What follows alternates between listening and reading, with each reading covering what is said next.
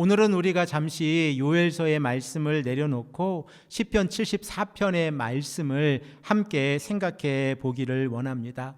시편 74편은 우리가 잘 알고 있는 것처럼 아삽의 맞쓰길입니다. 우리가 맞쓰길에 관하여 시편 73편을 생각할 때에 함께 생각을 해 보았는데, 잠시 생각해 보면 맞쓰길이란 교훈시라는 의미를 가지고 있습니다. 그러므로 우리가 시편 74편의 말씀을 읽어갈 때에 하나님께서 우리에게 말씀하고 계신 교훈의 의미가 무엇인가를 깊이 있게 생각해 보기를 소망합니다.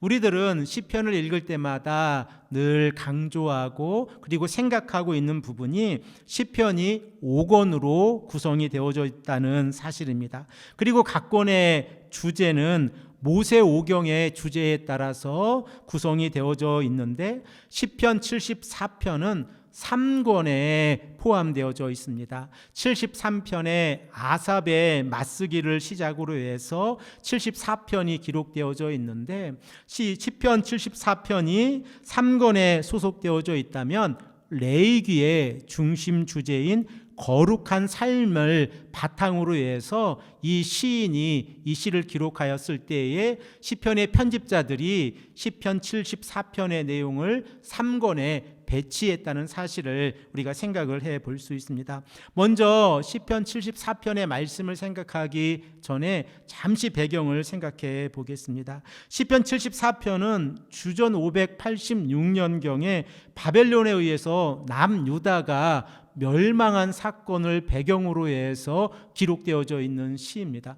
그런데 우리가 잘 알고 있듯이 아삽은 다윗 시대에 살았던 인물입니다. 다윗이 이스라엘을 통치하였을 때가 주전 1010년에서 970년 정도의 시간으로 우리가 생각을 해보면 동일 시대에 살았던 인물이 아니라는 것을 우리가 생각해 볼 수 있습니다. 그러므로 시편 74편의 말씀은 성전에서 아삽과 같이 음악으로서 하나님께 예배드리는 역할을 하고 있는 시인이 예루살렘의 성전이 붕괴되어지는 이 사건을 바라보면서 시를 기록하고 자신들의 조상의 이름이었던 아삽의 이름으로 그 시를 작성해 놓았다는 사실을 우리가 생각해 볼 수 있습니다. 그러면 시편 74편을 통하여 우리는 어떠한 내용을 깨달을 수가 있습니까? 우리가 시편 73편의 내용 가운데에서 아삽이 처해져 있는 개인적인 위기에 관하여 생각을 해 보았습니다. 아삽이 처해져 있는 개인적인 위기란 무엇입니까? 바로 아삽이 바라보았을 때에 악인들이 형통하고 있다는 사실입니다. 이 사실로 인하여 아삽은 마음에 시험이 들었습니다. 이로 인하여 아삽이 간절히 기도하였을 때에 시편 73편 17절의 말씀을 우리가 보면 바로 하나님의 성소에서 아삽이 깨닫게 되어집니다. 비록 지금 악인들이 이 땅에서 형통한 삶을 살아가고 있지만 하나님께서 아삽에게 그들의 끝이 어떻게 되는지를 말씀하고 계시다는 사실을 깨달은 것입니다. 우리 이 시간에 시편 73편 17절에서 19절의 말씀을 한 목소리로 읽겠습니다. 하나님의 성전에 들어갈 때에 그들의 종말을 내가 깨달았나이다. 주께서 참으로 그들을 미끄러운 곳에 두시며 파멸에 던지시니 그들이 어찌하여 그리 갑자기 황폐되었는가 놀랄 정도로 그들을 전멸하였나이다. 아멘. 이렇게 아삽이 이 땅에서 살아가는 사람들 가운데에서 악인들의 형통을 바라보았을 때에 그들의 결말이 어떻게 되는지를 깨달았을 때에 아삽은 깨달았습니다. 이 땅에서 올바르게 살아가는 삶이 하나님 앞에서 올바른 길이라고 하는 사실입니다.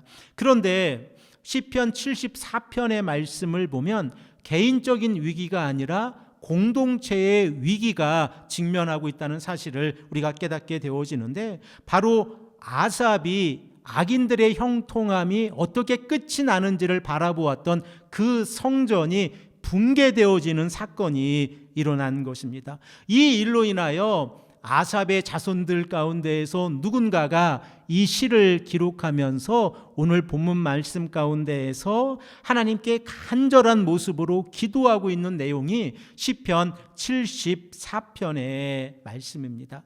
우리가 구약적인 배경에서 시편 74편의 말씀을 생각해 보면 예루살렘 성전은 언약의 백성들에게 있어서 중심의 역할을 하고 있었습니다. 그 이유는 하나님께서 예루살렘 성전에 임재하셔서 언약의 백성들과 함께 하신다고 하는 믿음 가운데에서 그들은 성전 중심으로 하나님을 예배하고 그리고 하나님께 제사를 드리는 삶을 살아갔다고 하는 사실을 우리가 너무나도 잘 알고 있습니다. 그런데 언약의 공동체가 그렇게 소중하게 여기는 하나님의 성전이 바벨론에 의해서 파괴되어졌고 자신들은 이제 포로로 끌려가야 하는 상황을 바라보고 있습니다.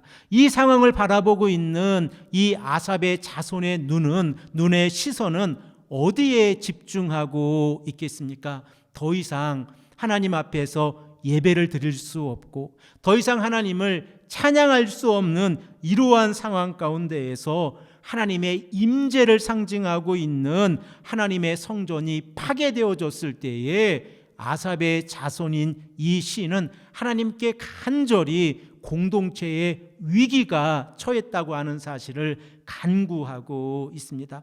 우리가 오늘 본문 말씀 시편 74편 2절의 말씀을 읽었는데 오늘은 1절에서 23절의 말씀을 넓게 보고 함께 생각을 해 보겠습니다. 시편 74편의 말씀은 크게 세 부분으로 나누어져 있습니다.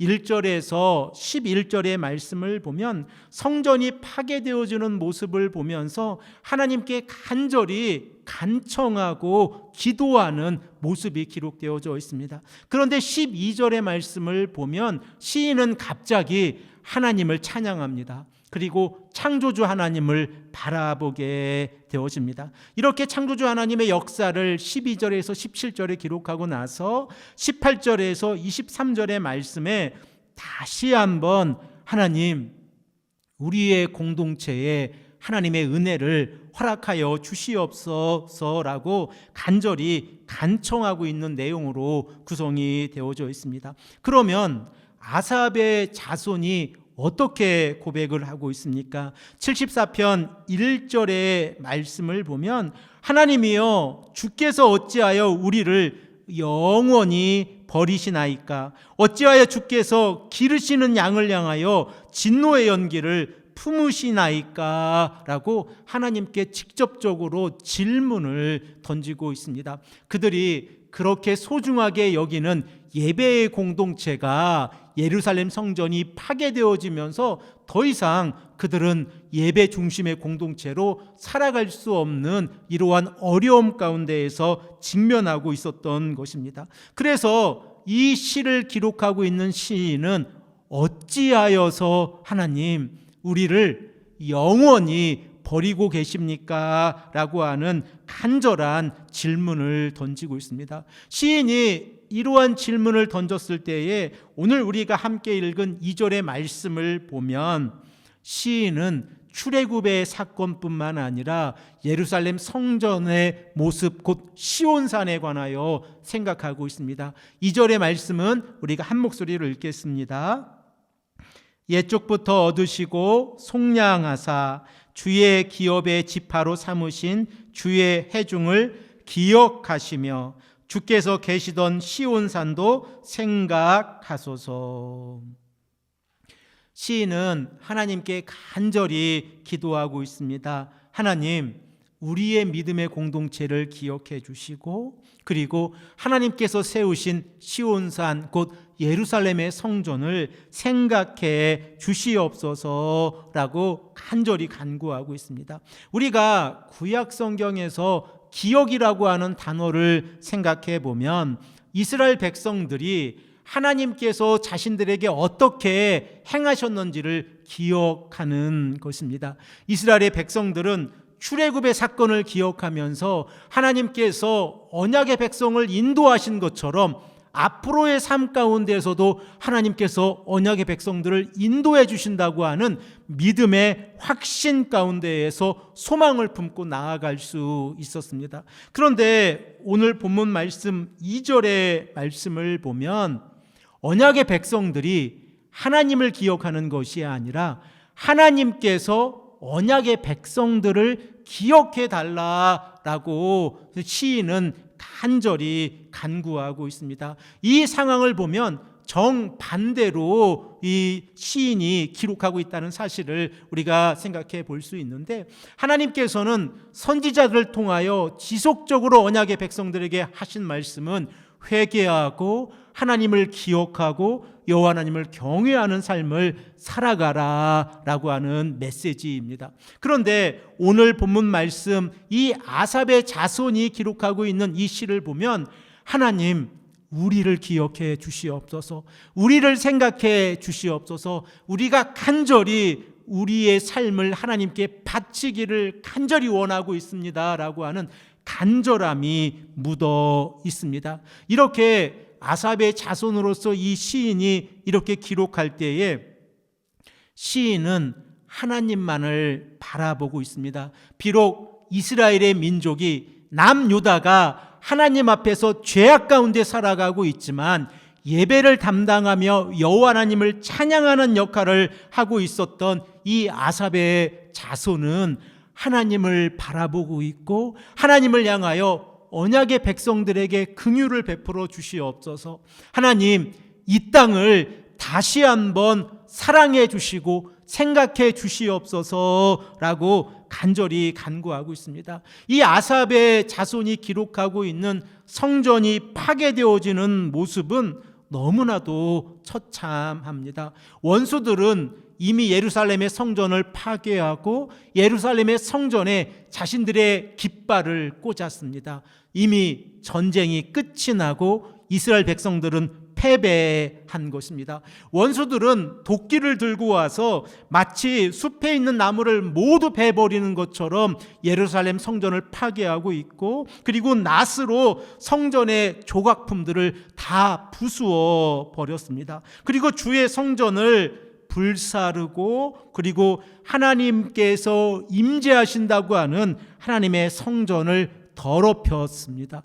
평생 하나님을 위해서 여호와 하나님을 찬양하는 역할을 하고 있었던 이 아삽의 자손은 예루살렘 성전이 파괴되어지는 이 모습을 바라보면서 하나님 우리에게 더 큰 은혜를 허락해 주시옵소서, 한 번만 이 땅을 다시 한번 회복시켜 주시옵소서라고 하는 간구가 포함되어져 있습니다. 그런데 상황은 그렇게 좋지 않습니다. 그 이유를 우리가 9절의 말씀을 통하여 생각해 볼 수 있는데, 더 이상 이스라엘의 백성들은 자신들이 처해져 있는 위기의 상황을 극복할 수 있는 방법도 알지 못합니다. 더 나아가서 이스라엘 백성들을 인도할 모세나 여호수아와 같은 지도자도 없습니다. 우리 이 시간에 본문 9절의 말씀을 한 목소리로 읽겠습니다.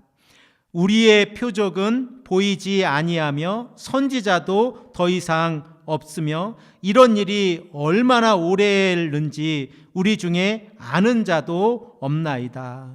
더 이상 선지자도 없고 선견자도 없는 이 상황 가운데에서 예루살렘 성전에 있는 이 아삽의 자손들에게는 자신들을 비방하는 소리만 들립니다. 그리고 언제까지입니까? 하나님, 언제까지 우리에게 이 고통을 우리가 참고 견뎌야 합니까? 라고 하는 질문만을 던지고 있습니다. 그런데 본문 12절의 말씀을 보면 이 아삽의 자손의 시인은 갑자기 하나님을 찬송하기 시작합니다. 구원자 하나님을 찬양하는 것입니다. 도대체 아삽의 자손에게 어떠한 일이 있었기에 지금 예루살렘 성전이 파괴되어지는 모습을 바라보면서 그토록 하나님께 간절히 간구하고 있었는데 12절의 말씀에서 나의 왕 하나님께서 우리에게 구원을 베풀어 주셨다고 하는 사실을 찬양하게 되어졌습니까?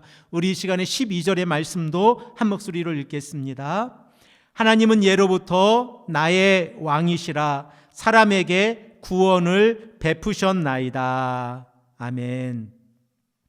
이렇게 아삽의 자손인 시인이 하나님을 찬양하고 있었을 때에 이 시인의 시선은 출애굽의 사건에 집중되어져 있는 것이 아니라 창조의 사건에 집중되어져 있습니다. 이스라엘 백성들이 하나님 앞에서 은혜를 받은 시간을 기억하는 것이 아니라 아무것도 없었을 때에 하나님께서 천지를 창조하신 그 창조에 집중하고 있다는 사실을 우리가 시편 74편의 말씀을 통하여 생각해 볼 수 있습니다.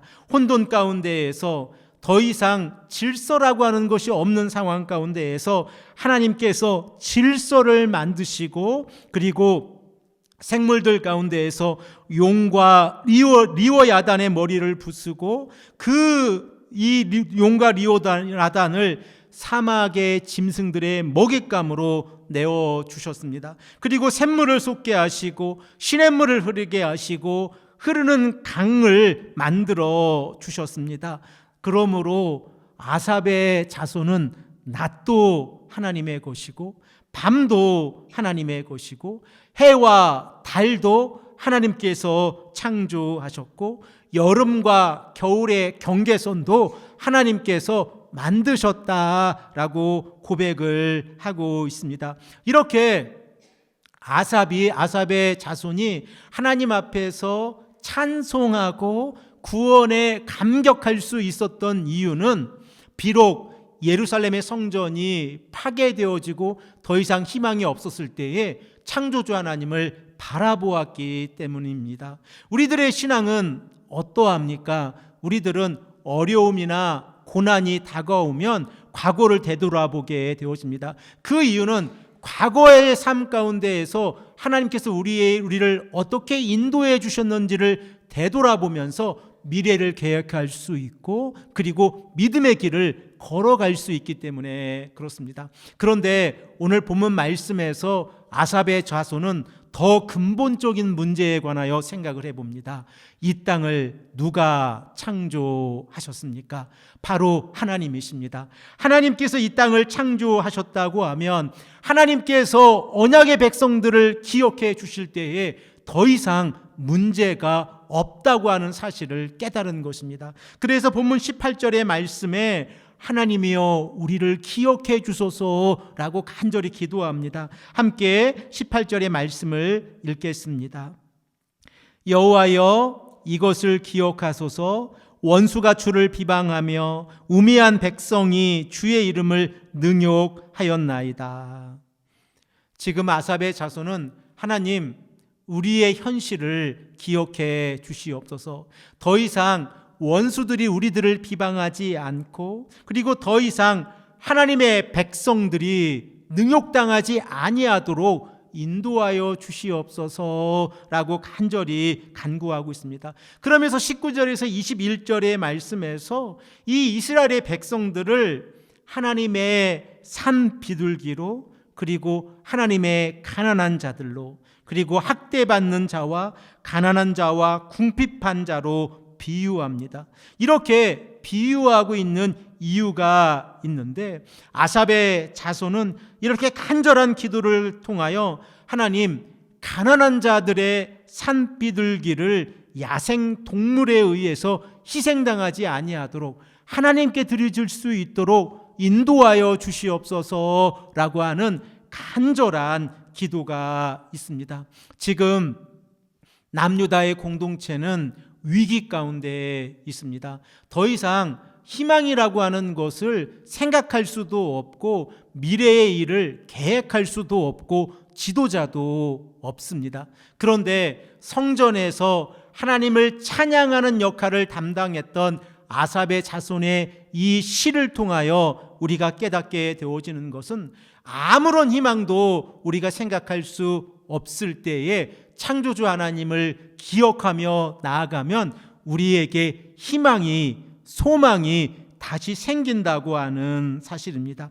비록 자신들의 동족은 바벨론에 의해서 포로로 끌려가는 어려움 가운데 있지만 아삽의 자손의 이 신앙 고백은 하나님께서 우리를 창조하셨습니다 라고 하는 신앙 고백입니다. 그러므로 아삽의 자손은 언약의 하나님, 우리를 눈여겨 봐주시옵소서. 하나님, 우리와 함께해 주시옵소서라고 간절히 기도하고 있습니다. 우리 이 시간에 20절에서 21절의 말씀도 한 목소리로 읽겠습니다.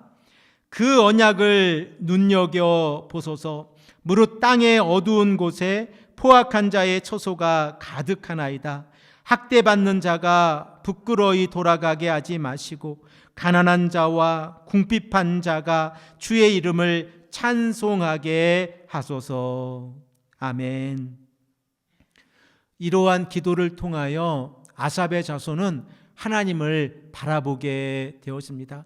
아삽의 자손은 자신의 민족이 어떠한 죄를 짓고 있었고 하나님 앞에서 올바른 제사를 드리지 못하고 있었다는 것을 예배자로서 너무나도 잘 알고 있었을 것입니다.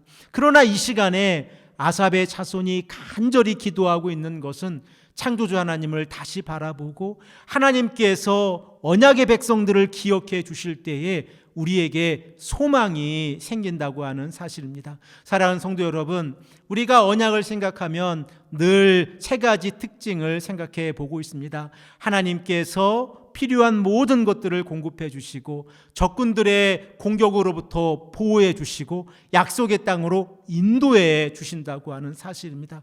지금 남유다의 모습을 보면 언약이 파기되어졌습니다. 더 이상 하나님의 보호하심도 하나님의 공급하심도 그리고 소망도 사라졌습니다. 이러한 상황 가운데에서 아삽의 자손이 창조주 하나님을 바라볼 때에 새로운 소망과 희망을 갖게 되어졌습니다. 그 이유가 무엇입니까? 하나님께서 이 땅을 창조하셨다는 사실을 다시 깨달았을 때에 혼돈 속에서 질서와 생명의 하나님께서 언약의 백성들을 회복시켜 주신다고 하는 믿음의 고백이 있기 때문에 그렇습니다. 사랑하는 성도 여러분, 우리들은 어떠한 모습 가운데에서 살아가고 있습니까? 참된 회복이란 우리에게 어떠한 모습입니까? 우리가 아삽이 기록한 시편 74편의 말씀을 통하여 공동체가 하나님 앞에서 회복되어지는 교훈의 의미를 찾아본다고 하면 그 의미는 우리가 창조주 하나님을 바라보는 것입니다. 하나님께서 이 땅을 창조하셨다고 하는 이 창조의 사실을 우리가 믿음으로 고백하며 나아갈 때에 우리는 소망에 관하여 이야기할 수 있고 하나님의 나라에 관하여 이야기할 수 있습니다. 아삽이 고통 가운데에서 창조주 하나님을 바라보면서 하나님, 이 땅을 다시 한 번만 기억해 주시옵소서. 하나님을 예배하는 공동체가 될 수 있도록 인도하여 주시옵소서라고 간절히 기도하는 것은 하나님께서 아직 언약의 백성들을 끝까지 버리지 아니하셨다고 하는 믿음의 고백이 있습니다. 사랑하는 성도 여러분, 우리의 신앙이 이러한 믿음의 고백이 있기를 소망합니다. 비록 우리가 이 땅을 살아가면서 어려움을 직면하기도 하고 세상적인 시각으로 해석이 되어지지 아니하고 그리고 우리가 어떻게 이 길을 걸어가야 할지 더 이상 비전을 생각할 수 없을 때도 있지 않습니까? 바로 그때 우리가 생각해야 하는 것은 창조주 하나님을 기억하는 것입니다. 하나님께서 반드시 광야의 길을 내시고 그리고 그 땅을 회복시켜 주신다고 하시는 믿음의 고백을 통하여 우리는 하나님을 바라보게 되어집니다. 이 은혜가 우리 믿음의 공동체 안에 가득 차고 넘치기를 소망합니다. 하나님께서 우리와 함께 하십니다. 임마누엘의 하나님의 은혜가 이 말씀을 들으시는 우리 쉴만한 물가교회 성도님들 가정마다 늘 함께 하시기를 간절히 축복합니다. 함께 기도드리겠습니다.